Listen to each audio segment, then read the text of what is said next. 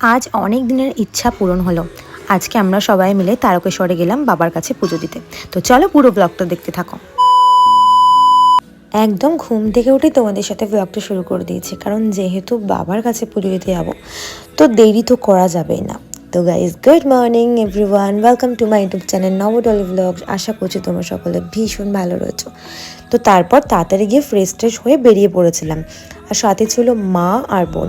খুব হাসতে হাসতে যাচ্ছিলাম, কারণ তারাপীঠের পর তারকেশ্বরেই আমি গেছিলাম মানে ঘুরতে আর কি। অ্যাকচুয়ালি ঘোরা প্লাস পুজো দেওয়া, যেমন তারাপীঠে ছিল সেম তারকেশ্বরে, ওটা মা এটা বাবা। তো যাই হোক, আমার ইচ্ছাটা কিন্তু পূরণ আমি করে তবে ছেড়েছি। মানে ফার্স্টে আমি এটা চেয়েছিলাম যে তারাপীঠে যাব, দেন তারপর তারকেশ্বরে যাব, আর ওখান থেকে এসে মায়াপুর যাব। তো যেখানে যেখানে যাই না কেন তোমাদের সাথে সব কিছু শেয়ার করব। তো স্টেশনে এসে একটা কাণ্ড ঘটেছিল, মা যে মানে বুট টাইপের একটা জুতো পরেছিল সেটা ছিঁড়ে গেছিলো। দেন আবার মা গেল দোকানে গিয়ে জুতো কিনতে, তার মধ্যে দিকে ট্রেনের খবর হয়ে গেছিলো।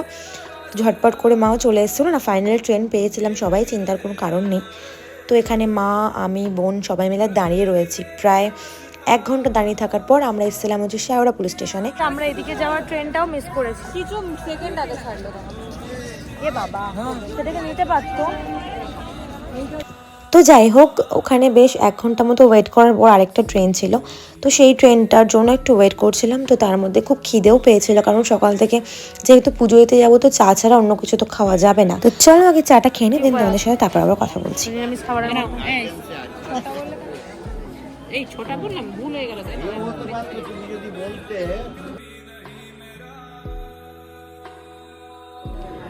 গাইজ, আমরা এখানে অনেকক্ষণ ধরে ওয়েট করছি, তাও 45 মিনিট তো হয়েই যাবে এখনো। আমাদের ট্রেনের কোনো খবর নেই, সব ট্রেনের খবর হচ্ছে, আমাদের ট্রেনের কোনো খবর হচ্ছে না।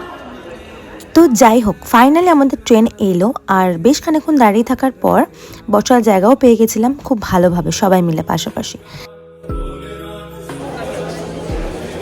গাইজ, ফাইনালি তারকেশ্বর স্টেশনে নামলাম।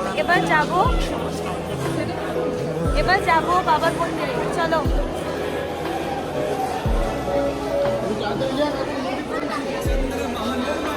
মন্দিরে একটা আলাদাই ফিলিংস হচ্ছে, আর আমি আসার সময় নমো নমোদি শঙ্করা গানটা শুনতে শুনতে আসছিলাম। ফাইনালি তারকেশ্বরে এলাম।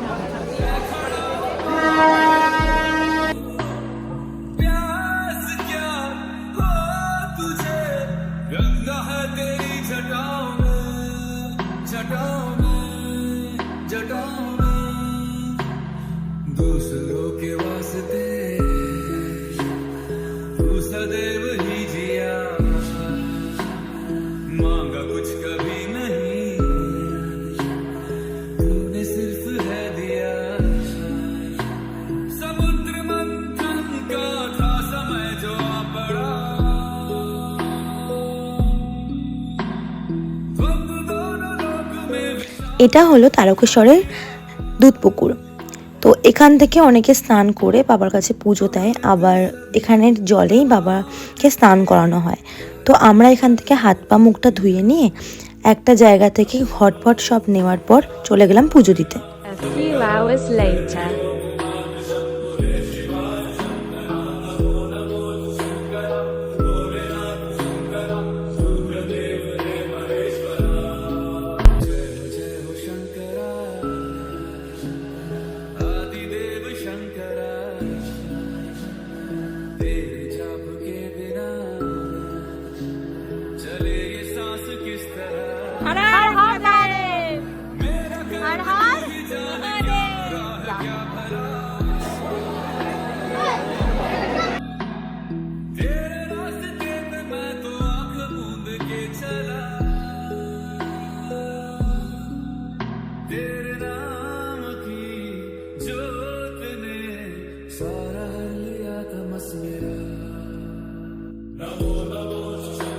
গাইজ, আমরা এখন রাস্তা হারিয়ে গেছি।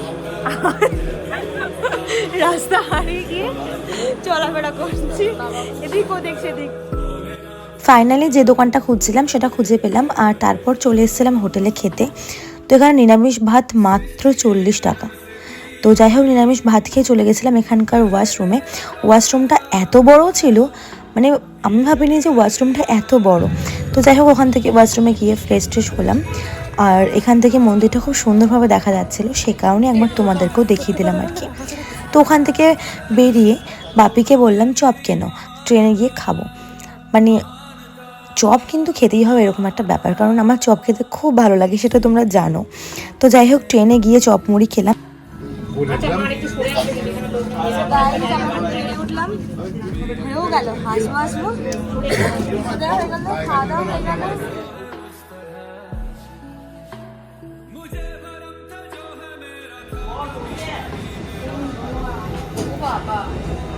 Guys, এত ভিড় ট্রেন দেখেছি, এত ফাঁকা ট্রেন আমি কখনো দেখিনি। এই দেখলাম ফাঁকা ট্রেন,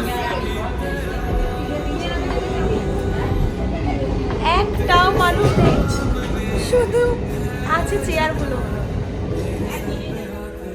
Guys, আমরা ছুটতে ছুটতে ট্রেন ধরেছি, মানে ওদিকে ট্রেন দাঁড়াচ্ছে না, বলছি হর হর মহাদেব, ট্রেনটা দাঁড়িয়ে পড়ো, যা হোক করে ট্রেনে উঠতেই হবে, এরকম একটা ব্যাপার। তো যাই হোক, ফাইনালি ট্রেনে চেপেছি, এবার আমাদের বাড়ি যা। A few hours later. So everyone, ওখান থেকে যে প্রসাদ দিয়েছিল তো সেটা তোমাদেরকে দেখালাম। আর ভিডিওটা এসে কন্টিনিউ করে নিই, কারণ এসে আমি অনলাইনে কাজে বসে পড়েছিলাম।